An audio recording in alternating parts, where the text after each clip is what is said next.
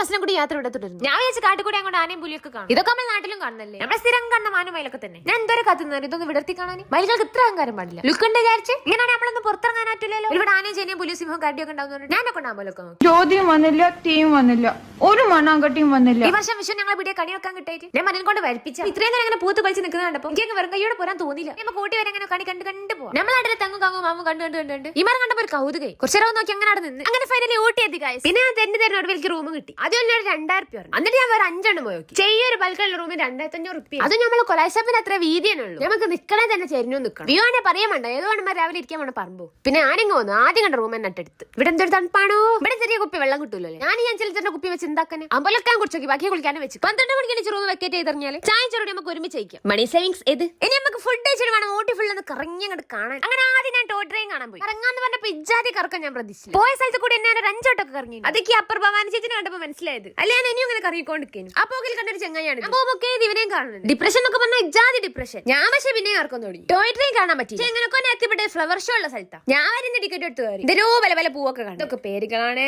മെയ്പസർപ്പി, ക്ലാരിറ്റ.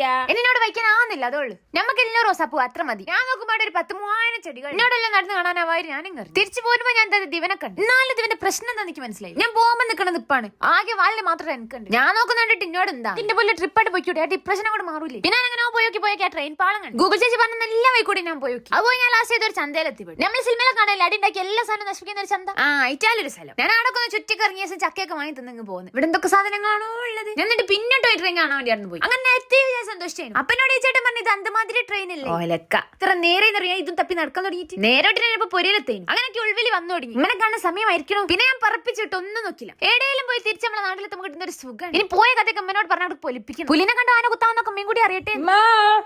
വന്നേ നോക്ക്. അപ്പൊ സക്സസ്ഫുള്ളി തിരിച്ചെത്തിക്കണേ. Okay bye.